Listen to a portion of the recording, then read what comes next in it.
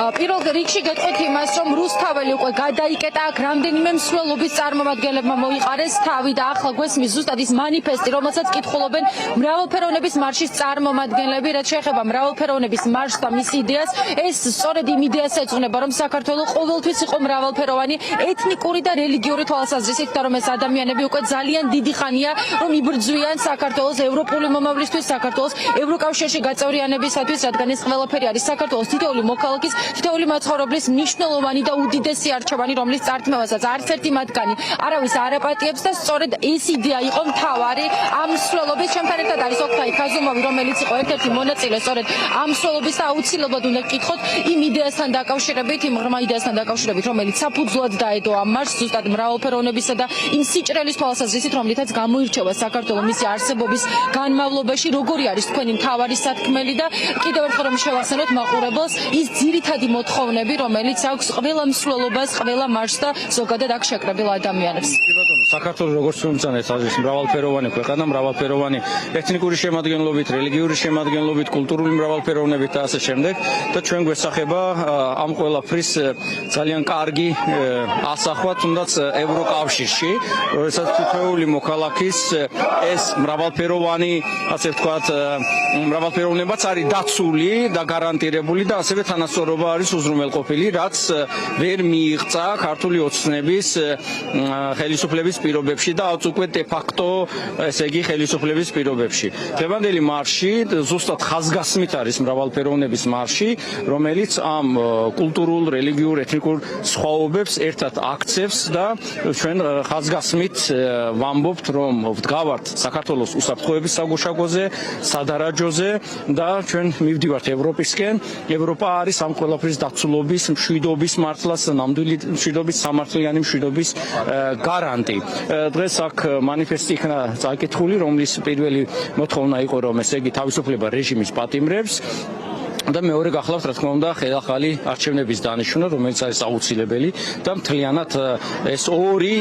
მოთხოვნაც, რა თქმა უნდა, საქართველოს მოსახლეობის მოთხოვნა ზოგადი და ამაში ჩვენ შეგვაქვს ჩვენი წვლილი, როგორც ეთნიკურ უმცირესობებს ერთობლიობაში, თორემ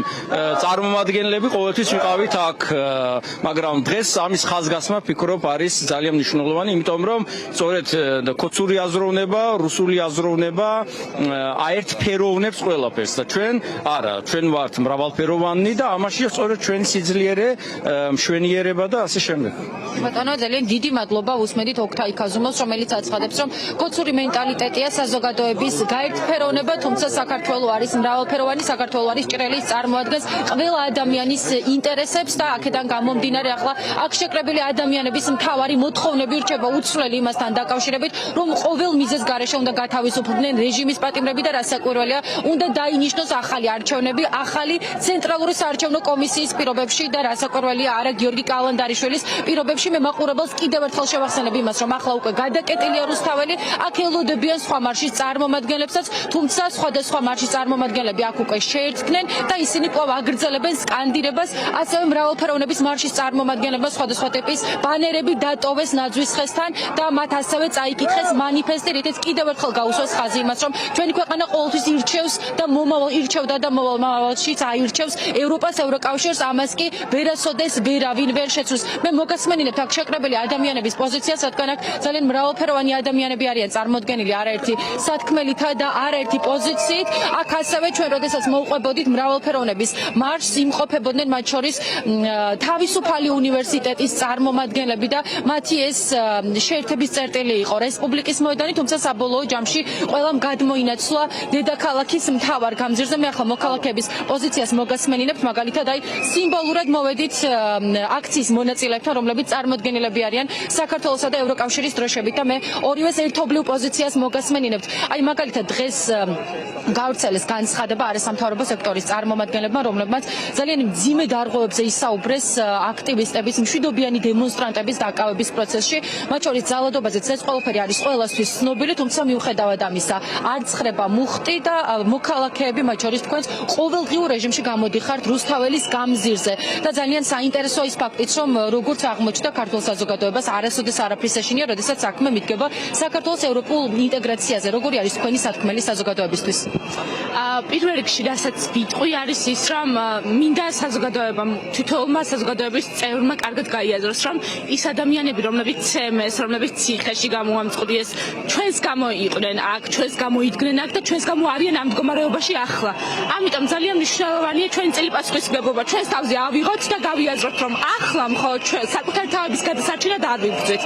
ახლა საქმე დგას ძალიან რთულად, ან იარსებებს საქართველოს, ან არა. და მნიშვნელოვანია ეს გავიაზროთ. მნიშვნელოვანია რომ არ შევწყვიტოთ ბრძოლა მთავარი იდეისთვის და მე მჯერა რომ თუ იდეა არსებობს ჩვენი თაობა ამ იდეას ბოლომდე მიუყვებით და არ დავითმობთ ამ ქვეყანას არავის, იმიტომ რომ ეს ქვეყანა ჩვენია. კარგი, მადლობა. თქვენ ახლა ერთმანეთის გვერდით სიმბოლურად ხართ წარმოდგენილები საქართველოსა და ევროკავშირის დროშით და მაყურებელს კიდევ ერთხელ შევახსენოთ, რამდენად დიდი მნიშვნელობა ენიჭება საქართველოს დამოუკიდებლობისა და თავისუფლების ან განვითარების პროცესში ევროკავშირს. მოკლედ, იმით მინდა დავიწყო საუბარი, რომ ჩვენ ახლა ხან შემოვიდით სტუდენტების მარშით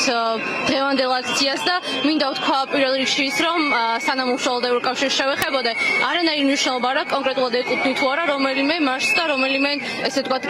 გაერთიანებას. მნიშვნელოვანი აქ ის არის, რომ ჩვენ ვართ თითოეული ადამიანი საქართველოს მოქალაქე და თითოეული ადამიანი აქ ვდგავართ როგორც მოქალაქეები და შემდგომ გვაერთიანებს ჩვენი პროფესია, ჩვენი მოწოდება, ჰობი თუ ასე შემდეგ და ამიტომ ის განცხადებები, რომელი განცხადებების გაკეთებული იყო წინა დღეებში სრულიად აბსურდი არის და ვფიქრობ, რომ ჩვენს თავს უფრო მეტად მივაკუთვნებთ ქვეყნის მოქალაქეებს და არა რომელიმე კონკრეტულ დაჯგუფებას. რაც შეეხება ევროკავშირს, ვფიქრობ, რომ თითოეული სფეროსთვის ევროკავშირის წლების განმავლობაში ძალიან ბევრი რამე აქვს გაკეთებული და კიდევ უფრო მეტი მოლოდინები მაქვს მას შემდეგ, რაც ევროკავშირი წევრი გახდება ჩვენი ქვეყანა და შესაბამისად, ანუ ქართველი ხალხის ნებიდან გადახვევა, რასაც ევროინტეგრაცია ქვია და ევროკავშირის წევრობა როგორც ქვეყნის არის წარმოუდგენლად დიდი ზიანი თითოეული სფეროსთვის. დიდით ვიმყოფებოდი შშმ პირების მშობელთა მარშზე, სადაც ყველაზე კარგად დავინახეთ თუ რამდენად სჭირდება დღეს შშმ პირებს ეს მხარდაჭერა, რომელიც დასავლელი პარტნიორებისგან მოდის და აქედან გამომდინარე ერთ-ერთი მიზეზი თუ რატომაც ვდგავართ აქ, იმასთან ერთად რომ ვდგავართ, ვითხოვთ თავისუფლებას იმ ადამიანებს, ვინც დააკავეს და ვისაც ფიზიკურად იზალდეს და ასე შემდეგ. ერთ-ერთი მთავარი მოთხოვნა ასევე არის ის, რომ დავუბრუნდეთ ჩვენს ევროინტეგრაციის გზას და გავაგრძელოთ თანამშრომლობა ჩვენს დასავლელ პარტნიორებთან. დიდი მადლობა უსმედით სტუდენტს, რომელმაც აღნიშნა ჩვენთან საუბრისას, რომ ის სტუდენტების მარშს შემოუერთ და კიდევ ერთხელ შევახსენებ მაყურებელს, რომ აქ სხვადასხვა მარშის წარმომადგენლებმა მოიყარეს თავის საბოლოო ჯამში კი თვითმიზანი და შეკრების მთავარი мотиваცია მათი არის ერთი, რომ ჩაინიშნოს ახალი არჩევნები და აგრეთვე გათავისუფლდნენ რეჟიმის პატიმრების, შემდგომ კი რასაკვირველია, საქართველო დაუბრუნდეს ევროპულ რელსებს.